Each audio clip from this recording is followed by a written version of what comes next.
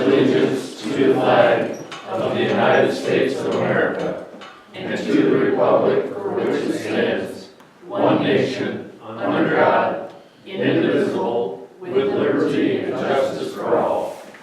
If the clerk will call the roll, please. Manchester-Doss. Here. Basil. Here. Perez. Here. Cohen. Here. Johnson. Here. Peterson. Here. Yoder. Here. You have the agenda before you. I know there's one correction on the date. Other than that, any additions, corrections, or deletions? I have an addition. For the last item under new business, or a new item under new business for the last item of the night, we need to call a public hearing to have a public opportunity for review of the Parks and Rec plan draft. To take place on February 9th, I believe, whenever our next regular meeting is. Well, that would be the nice one. Any other additions, corrections, or deletions? Is there a motion to approve? Yes. I had looked at this earlier, and unless I'm looking at this wrong, the regular meeting date should be changed to today. Yep, that's what I said, it's with Yeah. with that change. I Oh, I'm said- sorry, I didn't hear. That's okay, yes. Wasn't paying attention. Pay attention, girls. Anything else? Is there a motion to approve? So moved. Support. Moved and supported to approve the agenda as amended. Is there any further discussion? All those in favor say aye. Aye. Opposed, nay. Motion carries. Public comments? Yes. I'd just like to say that your poster boards out there look wonderful. They've inspired a lot of excitement this evening, so I'm hoping it will continue on into the evening. Any other public comment? Hearing none, we'll move along to the minutes of the January 12, 2016 meeting in your board packet. Any additions, corrections, or deletions?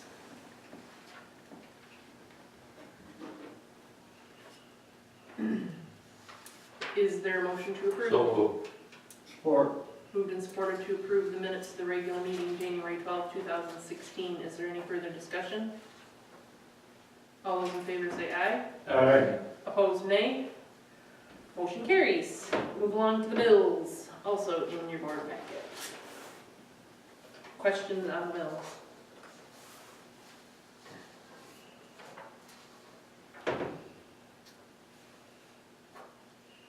I was curious what Tyler Technologies is, the support for fund balance description, or is that all? So the support for all the programs I The use. software for fund accounting and taxation and stuff, Tyler Technologies is the proprietor. Yeah, actually, I've done that like 3 times, like with Tyler Technologies, and then figured it out. Any other questions? Is there a motion to approve? Motion to approve Support. Moved and supported to approve the bills as presented. Is there any further discussion? All those in favor say aye. Aye. Opposed, nay. Motion carries. DPW report. I thought we had an old one in here, but also then an update that we received from Eugenie. Any comment on your report? No. Looking good, digging away at the ice at our corners. Yeah, that was a task, Well, my husband said, are they gonna try to get the ice off the sidewalks? And I said, look right over there. And he said, oh, they're doing it today. I said, yes, they are. Yeah. Thank you for all of your hard work and your report. Is this the police report we already had last time? Yes. Okay. Any verbal report from you, Chief? Yeah, this weekend, Sunday morning, we covered about 15 vandals with a BB gun, one business, and most of the vehicles, one other picture window was hit with a really high-powered BB gun. State Police handled one out Brady Road, and the City of Greenville had one in Wendy's in Greenville. So it looks like somebody in the vehicle traveling around between 2 and 4 in the morning, I think. Still under investigation, kind of thing? Okay. So be on the lookout, sort of, heads up. Anything else, chief? No, Thank you. Jake? All right, so as you can see, there's quite a few plates in the air right now. You'll notice the agenda packet's a little bit different, the way we itemized our agenda items and are codifying them. Should make it a little bit easier to kind of summarize all the issues. I really do want to put out a public thanks to my staff for the Parks and Recreation survey. Elizabeth Piner specifically, she helped me craft that survey, and then her and Janet both helped get it out. We had 123 total responses. That's an excellent sample size when you consider there's about 508 total residential households, and that's who we were targeting. That's going to be, that means with that data, we can cultivate around a 7% margin of error, which is still, 95% confidence, which is still statistically valid. That's pretty good. Let's see here, we're going to cover a few of these tonight. So I already commented on the posters from the park, we're pretty excited about that. Just for official government grants, we'll be applying for $700,000 in total grant dollars this year. That doesn't include private foundations and other solicited donations. So hopefully we cultivate some serious funding for the project this year. Let's see here, we just had a DDA meeting that I felt was very productive. Sort of a vision process to kind of see how they want to partner with the city going forward for different potential beneficial projects for the downtown. So that was very productive. As Jamie might have mentioned in his report, we're coming right along with Michigan Meter.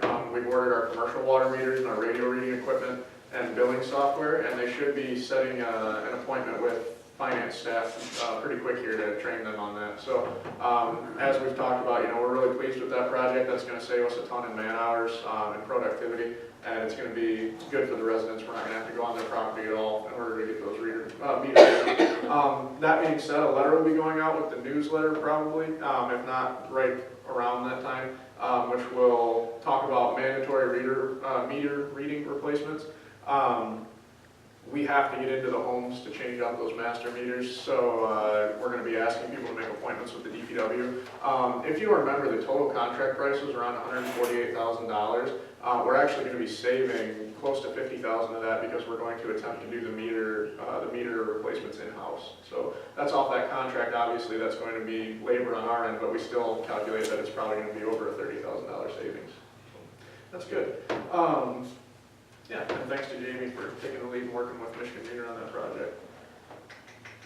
And everything else is on the agenda. Any questions on Jake's report? Did I understand from your report that the letter going out is in the packet somewhere? No, I meant in the newsletter. Oh, I'm sorry. It'll be going out in our annual newsletter. I might have said packet, I'm sorry. Okay. But, which that should go out end of February, beginning of March. Any other questions on Jake's report? Thank you for that report. Move along to the Republic Service contract.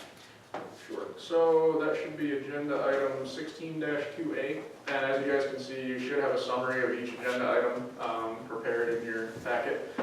So this is the finalization and approval of the Republic Services contract. When I was sadly not present, you guys negotiated and picked by motion, picked a firm to continue services with. That's Republic Service. They have a representative here tonight.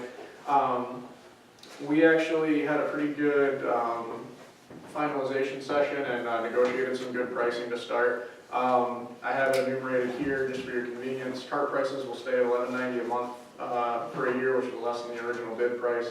Bag prices were reduced to $1.55 a bag to start, less than the original bid price again.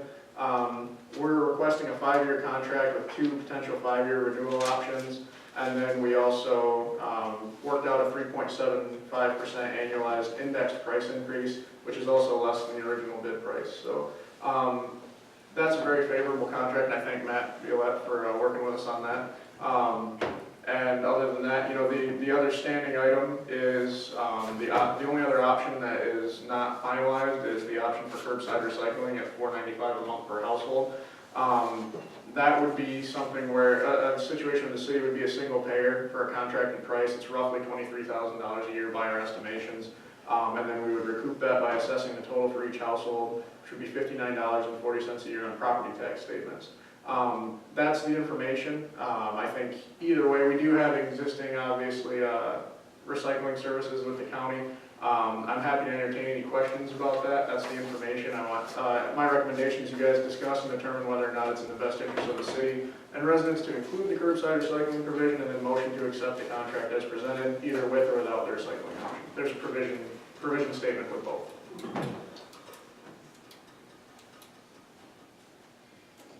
How would this affect the county if we went to curbside? I mean, obviously, the volume of use, these would be different. Yep, and I spoke to them about that, and Drew Disher is the one who heads up that program for the county, and then he also works in the health department as a sanitarian. They're in favor of recycling ideologically, obviously, and I asked him what exactly would happen to that site, and he sort of told me he wasn't sure, quite frankly. It's unclear whether or not they would move it to a different location maybe to capture more recycling in the county, or maybe they would just do away with that one. There's 7 sites total in the county. They really couldn't tell me to any specificity. One thing that I will venture to say is it's very likely, and it's beyond the county's control, it's very likely they'll be asking us to partner financially on that county recycling project. Because formerly, and Matt is here to correct me if I'm wrong, but you could dump in the recycling center your trucks in Grand Rapids for free, and they've actually instituted a $10 per load dump charge mostly because there's a lot of garbage mixed in with the recyclables, and so they have to pay people to sort that, and then obviously they have to pay to discard that garbage. So that has made the program at the county level much more financially strained. So I would anticipate that we're going to see some sort of request from them within the next, I would probably guess, a year. That's not guaranteed. That's just what I'm kind of hearing based on the facts. So, What kind of dollars are we talking about if that materializes? again, unclear. I've had conversations with some of the people that sit on that solid waste board, Matt included. And it sounds as though it's somewhere to the tune of $2,500 to $5,000 a year. But again, that's purely speculative. So it won't be in the $23,000 range, which is what we would be. But then again, you would look at it from, we would be recouping those costs from residents on the tax bills, whereas this would just be a service provided to the residents that we would be footing the bill for with existing tax revenue. So that's the dichotomy here. I have heard from experts, recycling typically will increase by a factor of roughly 60% if you go to a curbside collection system from a stationary. That being said, it's up to you guys as the elected officials to determine if it's in the best interest of the residents. So, and I should also, all these contracts provisions, there's a provision in the contract that we can add amenities anytime. So say down the line we decided it wasn't the best interest, if we don't decide so tonight, we can always add it later. That's my understanding. So. Correct. Well, I think the cost is minimal for the increment of increase. If statistically, we're gonna see a 60% increase in people recycling for $5 a month. Keep in mind that, and yeah, I think 60% increase would be considerable if you look at the tonnage. I don't have specific tonnage rates for this site, but I know it's considerable. I think they pick it up twice a week right now. Do you have any idea? I do not have that number with me, I Yeah. apologize. I know they keep track, but I don't recall what it is. You would see increased recycling, certainly. Keep in mind that $4.95 a month would be assessed to every household whether they use that service or not. So that is something that's important to consider. It would be available to them, but people that elect not to use it are still going to be assessed a total of $59.40 per year. So why not use it? You know what I mean? That's the question. Especially if you have people that are using the bag service, you're gonna save that much on your bags. I mean, people with the carts, unless they have some, enormous amount, it's probably not gonna make a difference one way or the other. But if you're buying the bags, if you can put that much more into recycling, you're saving yourself money, really. I'd like to foster that discussion with the commission. What I'd like to know is how much does it cost the county for them to take a load of recycle out and take it to Grand Rapids? So the county, Pays you. technically, yes. Yeah. So the hose fee from the landfill subsidizes the county recycling program. So Republic through our landfill donates $178,000 annually to Macomb County. That fund pays for that program. So there's no general fund money from the county that's paying for that program right now. Okay. With the, with the new tip fee from Kent County that Jake mentioned, that's a per ton processing charge. That's based on A, dunnage, trash that's mixed into the recyclables, and B, the recycling commodity rates being substantially lower in the last 3 years than they were in the previous So we got 6. that cost because of people not treating the dumpsters right in the first Twofold. place. The commodities play a really big factor into it, but the dunnage portion of it does consistently rise, especially when you have rural drop-offs. If I'm not mistaken, it's actually cheaper right now to buy new plastic than to buy recycled, reclaimed plastic in a lot of Correct. cases. So the commodity price, the cost benefit to the recycling center has decreased considerably, and that's Yeah. one of the reasons. Somebody's got to pay the bill somewhere. Right. And in that, it's a Jake's example, a plastic water bottle right now has 30 to 50% less plastic in it than it did 5 years ago. I mean, if you held a plastic water bottle, and when you crunch it, when you open it, it shoots water at you because it's so thin. 5 years ago, that plastic water bottle was much thicker.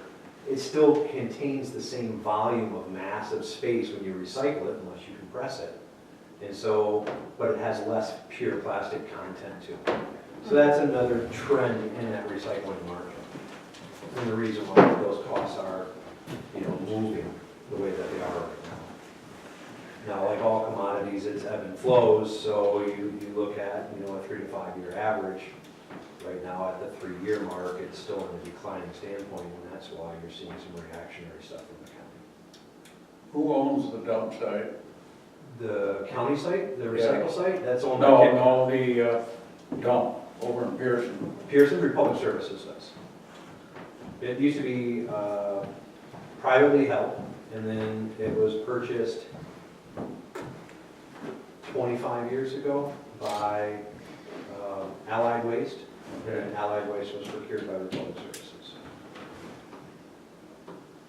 So that's been there for 50 plus years, that landfill has. At least.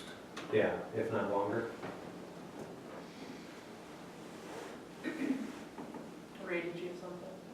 I just had a question. Yes, sir. Doesn't the county profit off of the recycling? I mean, if they had the same amount tonnage going to the dump, would it be less money for the county than if they have the recycling going to recycling? Because I was under the impression that the more you recycle, the more money the county made. Again, with commodity markets, and we'll just use a hypothetical number, let's say it takes $50 a ton to process recycling. If the commodity markets are $70 a ton, you make 20 bucks. But if the commodity markets are $10 or $60 a ton, you make $10. That $50 will never change. Their operation costs and their labor costs and all of that build into that hypothetical number. So as the commodities ebb and flow, they have an operation margin that they need to hit. And where commodities have gone, they're not hitting that operation margin. So they're looking to subsidize that in a format of a tipping fee or a processing fee. So recycling is only profitable if the commodity itself is profitable, on top of what is the standard processing cost. Does that answer your question? Yeah, kind of. Okay. Except I just remember sitting at one of the solid waste meetings of the county, and they were talking about how much the recycling was and how much more money they made because of the recycling. I don't know what meeting it was, so I'm not really sure of the conversation to comment on it, but the cost of transportation, whether it's garbage or recycling, remains constant. You still have to go to a house, pick it up, and bring it somewhere. From then you get into processing or tip fees. So landfill costs are typically higher than recycling costs because there is some sort of monetary advantage to recycling on the backside of it. However, you do have the commodity ebb and flow that you have to follow, and that has really come into effect with China's green fence, domestic manufacturing, packaging reduction of volume, All of those things have dramatically affected the commodity prices for recycling. So, Tell us, Matt, how the recycling, how would we receive it at the curbside? I mean, what type of a, Yep. So bin or whatever? the program that was proposed was a 96-gallon cart, serviced bi-weekly. Yeah, serviced bi-weekly. So it would be through a registration process, so a homeowner would have to specify that he wanted it, and he would get a cart, and again, it would be on the tax bill, everyone would get it. The reason why you require the registration is to aid in the education process, because if you just start dropping carts off, people go, oh, look, I got a new trash can, and they fill it full of trash. And B is that you have that touch point for education, and then you can go on and do continual education campaigns until you get the participation level of the city desires. so we as, property owners aren't sorting anything, everything recyclable goes into that cart? Correct, you'll have a list of materials that are recyclable, and there'll be a font on the top of it, a sticker on the top of it specifying what those items Okay. are. Has a different colored lid than the Okay. traditional container. So all those steps are there to help educate the public. So it's my understanding, if we elect to go to this curbside recycling, so the 1 and 2 party homeowners, they got maybe a bag, if we elect to go to it, they're gonna be charged the $59 a year for that, That's correct. and plus a fee to get the dumpster, No, the cart. no, No, That's that comes with this $59? correct. The recycle cart it's all part of the package. The education, the cart, the collection is all part of that price.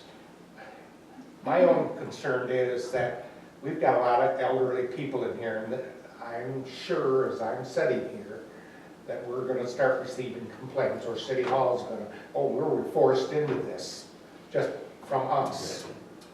I have two thoughts.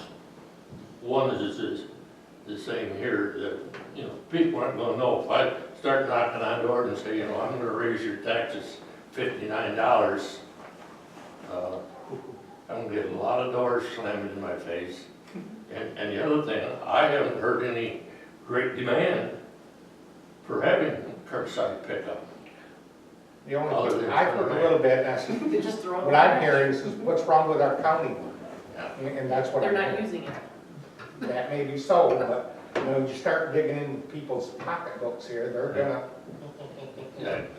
Well, and I think as long as we do have this option in this parking lot, you know, I think that the extra $59 a year is gonna be a hard sell for people who really do use that, like, will now have to pay for it. I do like that if it gets to the point where we are gonna lose that option, or if the option's gonna, you know, be less cost effective, that we can add this. If that becomes a problem, then But as of right now, I guess I would be against the curbside recycling. And we're not gonna have this conversation again until they take that away. Mark my words. No one will even bring it up again because they don't care. You know what I mean? It's just as easy to throw it in your trash. That's the Yeah, whole you're right. problem with Yeah. recycling, is that people don't embrace it. They're lazy, they just pitch it in their trash, they don't take the time to take it somewhere. I mean, I've lived in a community where we had curbside recycling and everybody did it. And where you don't have curbside recycling, very few people do it. So it's, you know, what's priority? Is the environmental aspect priority, or is a minimal fee at the end of the year a priority to keep it under that? I mean, that's kind of the way I look at it. I understand what you're saying. I think the older generation pitch it and forget it, and I really truly believe that. And that's why we're having environmental issues. We have to educate people that we can't do that into infinity, because we're gonna be all living in a dump. I mean, But- not to downgrade, you know, not saying anything bad about the Pearson dump, but crying out loud, do you wanna live in it? I don't. Go ahead. Do I understand that if we adopted curbside recycling, that then I would have, and I registered for it, that I would have 2 96-gallon carts to cart out to the street? I see. So I still gotta sort it, you know. Well, it takes a lot of space in the garage. They like to live outside. They're fine with that. They're weatherproof. That's light. That's not light. Traffic. Do we have a motion? We need to do something with this contract. So- one way or the other. I have no vote, so, As the motion well, I may. states, so basically the language just should specify with or without the recycling option that would be suitable for our business with Republic Services.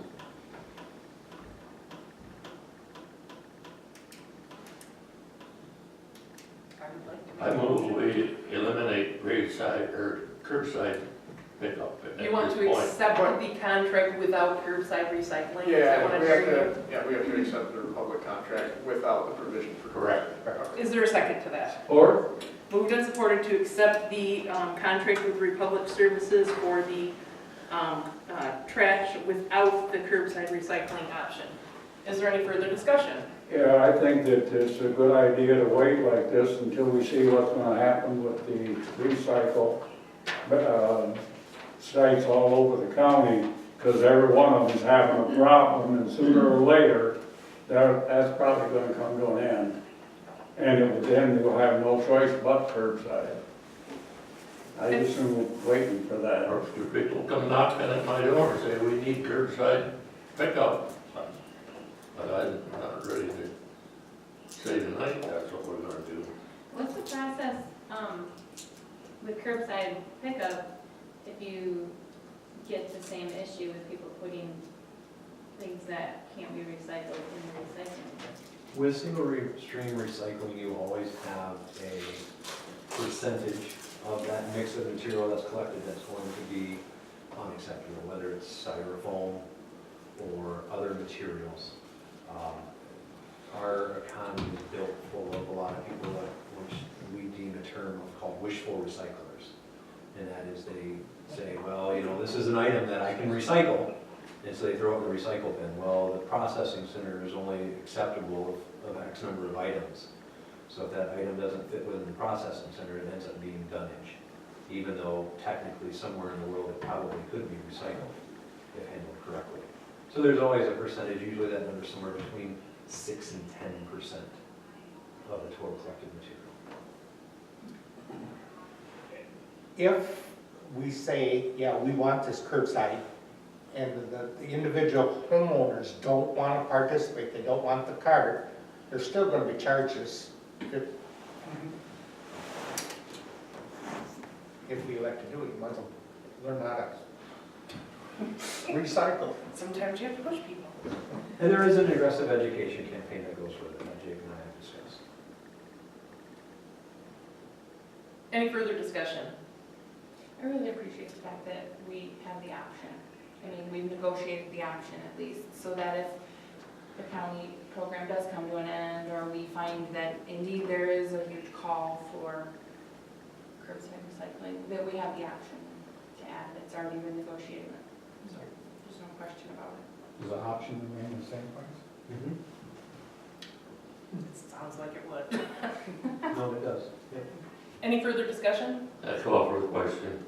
All those in favor say aye. Opposed, nay. Motion carries. Thank you very much, Matt. Thank you. Yes, thank you very much.